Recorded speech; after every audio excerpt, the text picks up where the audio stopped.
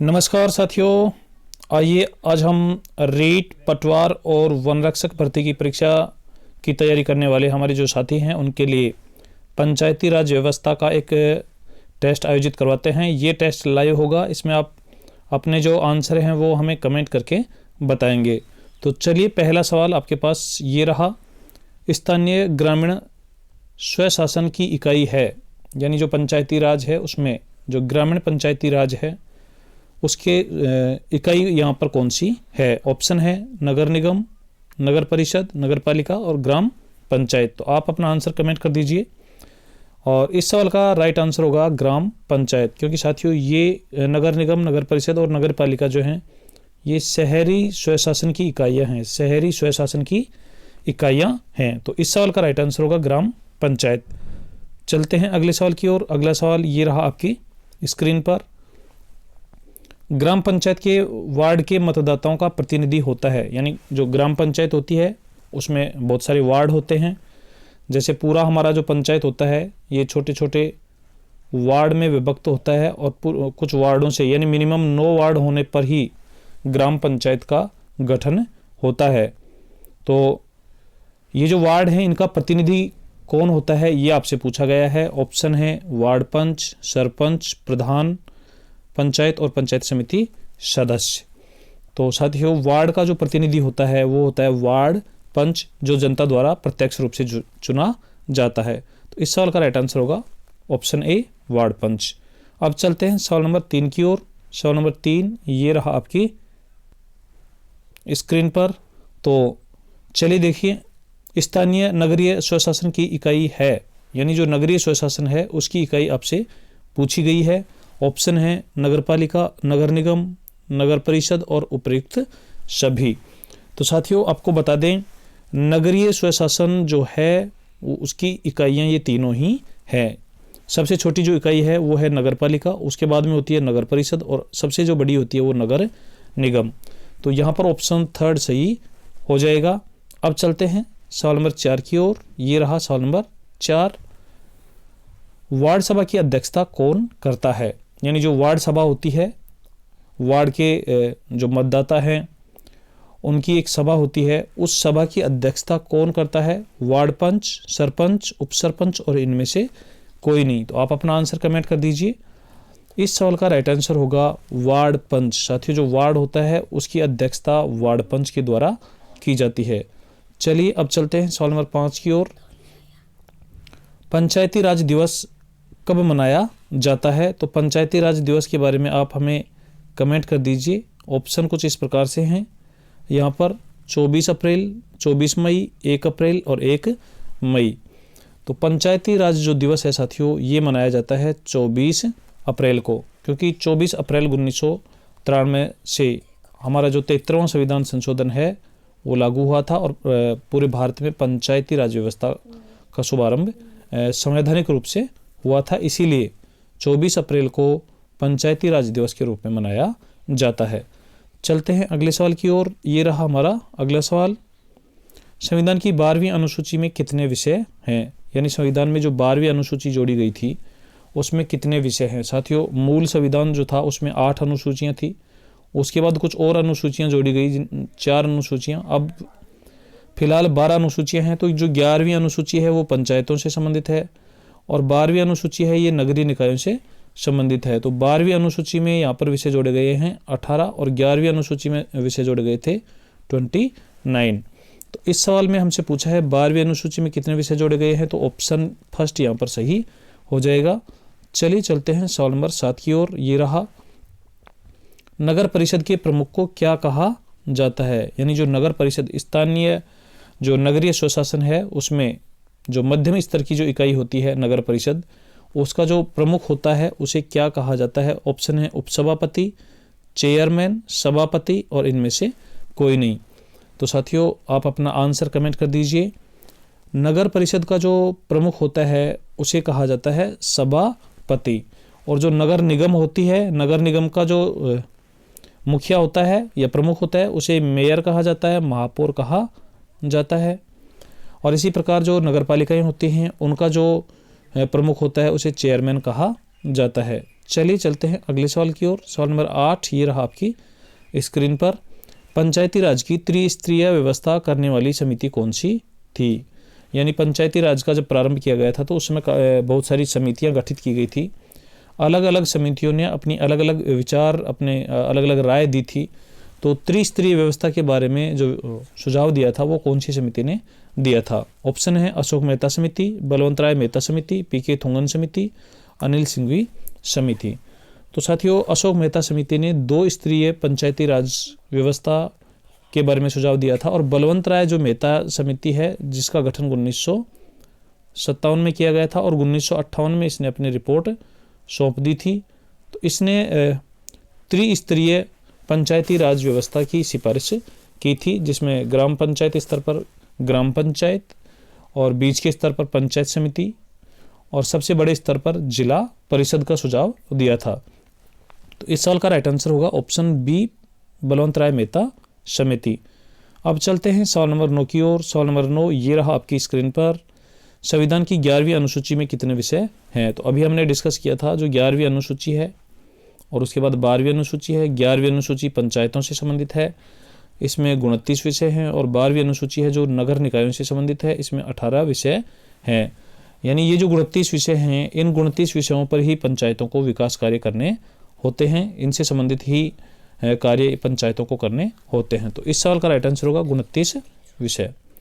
अब चलते हैं सवाल नंबर 10 की ओर। सवाल नंबर 10 ये रहा, कमेंट करके बता दीजिए पंचायती राज की आधारशिला क्या है?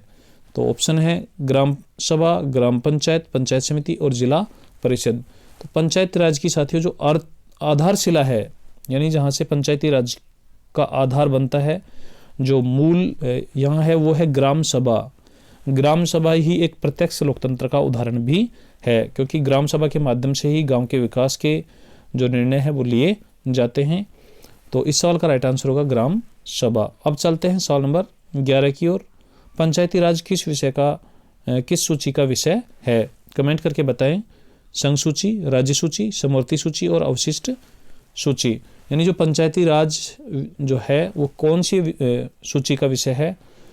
तो संघ सूची जो होती है उस पर कानून बनाने का कार्य केंद्र सरकार के पास होता है, कानून बनाने का जो अधिकार होता है केंद्र सरकार के पास। राज्य सूची के विषयों पर कानून बनाने का जो अधिकार होता है राज्यों के पास। समवर्ती सूची पर दोनों ही कानून बना सकते हैं। अवशिष्ट सूची के जो विषय हैं उनमें केंद्र सरकार कानून बनाती है। तो पंचायती राज जो है साथियों ये है राज्य सूची का विषय। तो ऑप्शन सेकंड यहाँ पर सही होगा। अब चलते हैं सवाल नंबर 12 की ओर। पंचायती राज के कार्यक्षेत्र में नहीं आता है, यानी ये जो पंचायती राज को जो 29 विषय दिए गए थे उनमें से यहाँ पर कौन सा उसके कार्यक्षेत्र के अंतर्गत नहीं आता है? ग्रामीण सड़कें, ग्रामोद्योग, कृषि उत्पादन, माध्यमिक शिक्षा। तो साथियों गांव में सड़कें बनाने का जो कार्य है, ग्रामीण सड़कें, वो पंचायती राज के अधीन आता है। ग्रामोद्योग पंचायती राज के अधीन आते हैं। कृषि उत्पादन भी पंचायती राज के अधीन आता है। लेकिन जो माध्यमिक शिक्षा है ये पंचायती राज के अधीन नहीं आता। तो इस सवाल का राइट आंसर होगा माध्यमिक शिक्षा। और जो प्रारंभिक शिक्षा होती है वो पंचायती राज के अधीन होती है। तो चलिए चलते हैं सवाल नंबर 13 की ओर। सवाल नंबर 13 ये रहा, बलवंत राय मेहता समिति का गठन किस वर्ष किया गया था? ऑप्शन है 1953, 1954, 1955, 1957। तो कमेंट करके बता दीजिए बलवंत राय मेहता जो समिति है इसका गठन कौन से वर्ष किया गया था? तो साथियों आपको बता दें बलवंत राय मेहता समिति का गठन किया गया था 1957 में। अब चलते हैं अगले सवाल की ओर। अगला सवाल ये रहा, भारत में प्रत्यक्ष लोकतंत्र का उदाहरण क्या है?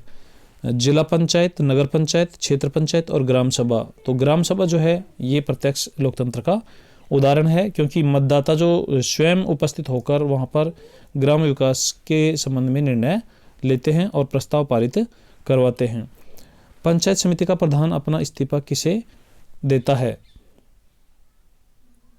यहाँ पर थोड़ा प्रिंटिंग मिस्टेक हो गया था। पंचायत समिति का प्रधान अपना इस्तीफा किसे दे सकता है, इस प्रकार से होना था ये। तो इसके ऑप्शन है विकास अधिकारी, उप प्रधान, जिला प्रमुख और उप जिला प्रमुख। तो पंचायत समिति का जो प्रधान होता है वो अपना इस्तीफा देता है जिला प्रमुख को। और साथियों आप कमेंट करके बताएं कि जो जिला प्रमुख होता है वो अपना इस्तीफा किसे सौंपता है? पंचायती राज में ये जो मुखिया हैं ये किसे अपना इस्तीफा देते हैं? इसको आप थोड़ा सा अच्छे से क्लियर कर लीजिए, क्योंकि प्रतियोगी परीक्षाओं में ऐसा पूछा जाता है। सरपंच होता है, सरपंच, वार्ड पंच जो होते हैं ये अपना इस्तीफा देते हैं विकास अधिकारी को, और इसी प्रकार जो प्रधान होता है वो अपना इस्तीफा देता है जिला प्रमुख को। जिला प्रमुख जो अपना इस्तीफा देता है वो संभागीय आयुक्त को। तो उम्मीद करता हूँ ये सवाल आपको समझ में आया होगा। चलते हैं सवाल नंबर 16 की ओर। ये देख लीजिए, पंचायती राज संस्थाओं का चुनाव लड़ने के लिए न्यूनतम आयु कितनी रखी गई है? ऑप्शन है 18 वर्ष, 21 वर्ष, 25 वर्ष और 30 वर्ष। तो कमेंट करके बता दीजिए।